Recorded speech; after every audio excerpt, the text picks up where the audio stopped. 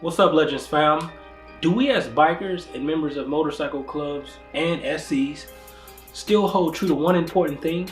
That's quality over quantity? That's the question I have for y'all today.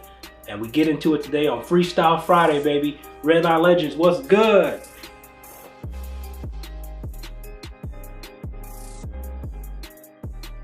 To answer the question, why this topic? Because I feel like this.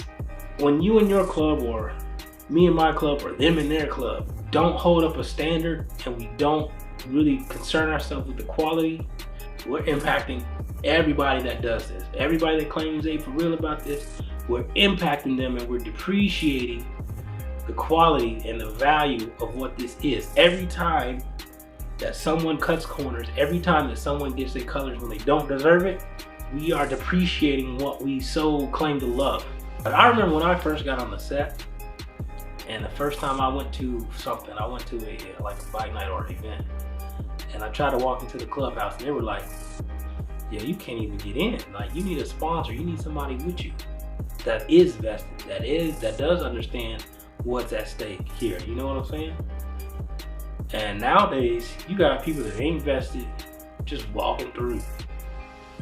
People that aren't in clubs just walking through. They know club business that aren't vested. You got prospects that know club business that shouldn't know certain things. So what are we doing? And I'm not even tripping about it. I'm just posing it to make you think. Do we still hold quality over quantity? Because with my two eyes, it makes me think differently. It's actually easier to earn your colors than it is to keep your colors. You got to go through the highs and lows of being in a club, the highs and lows of dealing with each other, the highs and lows of dealing with yourself and your personal life. All that stuff plays into is a factor. You want quality over quantity. You want a group of guys or a group of females, group of ladies. You want a family that can go through the hard times, can go at each other, but at the end of the day, know that we're not going nowhere. We're gonna have to duke it out. We're gonna have to talk it out or whatever we gotta do. But we all know that what's on our backs is not going anywhere. So we gotta figure it out. So when you let people who don't understand that or have not reached that point into your organization or into your club, you risking it, because now you've got somebody in there that doesn't really understand the magnitude of what it is. You've got somebody in there that's gonna be divisive, and that's gonna be trying to create cliques, and that's gonna be trying to do what they wanna do to get what they want, because they've got what they want. They got those rags and they think that this is really all I came for. I wanna have a rag. And it's sad that people just wanna join a club because they wanna wear a vest. Dang, that's crazy, bro. Come on, y'all can tell me, is it actually people out there that just want to join a club so they can have a vest? Dang, that's crazy. Maybe everybody doesn't get it. Maybe everybody is on, I just want a vest, I just want to throw a party. And that's another thing. If you're a new chapter, you're a new club, the first thing on your brain should not be, we're going to throw a party or we're going to throw an annual. In my opinion, that should be one of the last things that's on your mind. Because, I mean, is that why you join, is to have the parties and be around the pretty girls and stuff like that? If it is, then you're limiting yourself as to what this could be. You know what I'm saying? So that should not be the first thing that's on your mind as soon as you get into a club or you start or a new chapter or a new club. Is I want to throw a party. No. You want to build a foundation with your crew. You want to build a foundation with your squad. A foundation means getting to know them, getting to know what they like, getting to know what they don't like, getting to know their personalities, seeing them when they're at their best, seeing them when they're at their worst, understanding why they are the way they are at their best, understanding why they are the way that they are at their worst. When you all have that type of relationship to where y'all can go at it, where y'all can celebrate just as hard as y'all go at it and still at the next day be just fine, now that's an accomplishment. That's when you're like, okay, now we can celebrate. We learned each other, we know each other, and we know that iron sharpens iron. We know that when we're tested and we're put in the fire, we're not going nowhere. So the first thing that you guys should be doing, if you're a new chapter, you a new club, you new to the organization, is get to know the people that you say or that you're going to be calling your brother and your sister. Not throwing an annual, not when we gonna throw a bike night, when we gonna throw a party, when we gonna have a raffle. That should be on the back burner.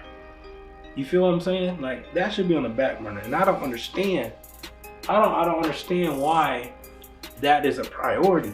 I mean, is that what we glorify? Is that what we put out there? Is that the annual and the parties is the highlight, is the goal? Because then when you ask somebody, what's the first thing that they say? Well, I joined for the brotherhood. But you really don't. And if it's a quantity issue, you got 70 people in a small town in your chapter, you don't know them people.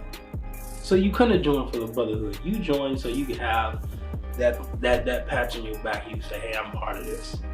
It's a fact. Think about it. You have bylaws and you have protocol, you have things in place for a reason.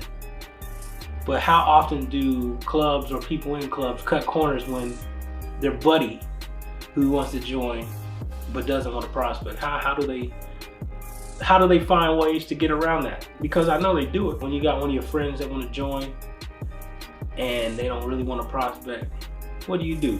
9 times out of 10, y'all be like, I got you. You try to help them out and you try to make it easy for them. When in the end, you're doing them a disservice. You're not helping them, you're actually hurting them. You're making it feel like, oh yeah, this is gonna be a cakewalk.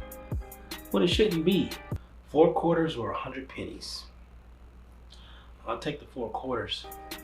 We're able to move faster, we're able to move more efficiently, more effectively. And honestly, we should be able to accomplish more, if you think about it. If we're all on the same page, if we're all moving in unison, we all moving on to the same beat, we're unstoppable. You got 100 pennies, man, it's so many factors and variables that you got to deal with on that side. I can't even imagine, man. But shout out to the clubs that do it and have good quality members, and they deep. Y'all, I can learn from y'all. If you know some clubs like that, let me know. Because I would love to interview, I'd love to take notes and just learn from you, man. That's real. But for the clubs that don't, just they prospect 30 days, prospect a week, and they got on colors. Nah, bro. You're not helping any of us out by doing that. Because now we got somebody on the set that we don't know, that we don't really know anything about, and anything can pop off. You're not just putting your club and your name and your reputation online. You impacting all of us. And the sooner we understand that, the sooner we can get back to advancing, and we can get back to growing in a healthy, positive way. It's not being mean, telling somebody no. It's not being mean or cold when you don't give somebody their cuts, or you don't let somebody in your club when they feel like they should be in, or when somebody else feels like they should be in. There's not nothing wrong with that. You gotta earn your way into this. You do, just like everybody else. You can't be, and people shouldn't make you feel bad or make you feel some type of way because you are holding the standard. You know what I'm saying? You can see, and you like to think as presidents, people can see further down the road. More experienced old heads, they can see further down the road. I know old heads that when they see you, they can pick you apart just like that and see what you made of. Just by a simple conversation, a short conversation, or just watching you interact with others, they already know what you want. So, all you clubs, everybody out here, man, this is for real. If you water down the quality, you're impacting everybody that does this. And I know that's a very generic and a broad thing to say, but it's facts. You're weakening the clubs who want to do this right. And I say that in a way that says this. You've got clubs that are doing this right, that are making their prospects work for their colors. And what happens is you got clubs who don't do that. So when you have a prospect that's getting anxious and want to fight for their colors, and then they got a club that say, hey, we'll make you can get your colors within a week. Hey, you can get your colors within 30 days. But why they gonna keep trying to hold on to a club that is gonna make you work for theirs? Work for the right to be called a brother. And it may last a year, it may last 2 years, it may last longer than that. Who knows? But the beauty of that is, once they do make it, they not going nowhere. But these clubs that just take anybody off the drop of a dime, no questions asked, no real in-depth understanding of who they're letting in their doors, you guys are making it, you guys are impacting everybody. So I'm asking you guys to take a look in the mirror. I'm looking in the mirror myself when it comes to just in general. Are we doing things because we want to have a big party, or because we want to have a large crowd, or we want to have larger numbers when we go through the color count line, or when we ride on our bikes? Or are we really, truly, genuinely passionate about what we do? Are we really invested into who we call brothers and sisters? Because if we were, it would take a lot longer than what it takes some clubs and some people to let people in. So that's all I got. This is Freestyle Friday. I know a lot of y'all may be getting ready to go out, so this is the pregame as well. Y'all be safe out there as y'all travel these highways on twos, getting ready to hit up annuals. Just be careful. Y'all represent. Drop in the comment section, of course, hashtag Legendz, and then drop your club name, or drop where y'all going. Drop the annual that y'all hitting up. That way, maybe next year, this time around, I'll just be there with y'all. You feel me? And of course, subscribe to the channel. I'm trying to drop more content for y'all. Just rock with me, man. These are questions that I'm just gonna pose. I'm not gonna say, hey, this is what you should do, this is what you shouldn't do. I'm just posing the question, making y'all think.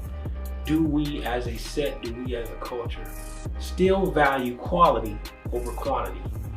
Look yourself in the mirror, answer that question. You have the answer to that.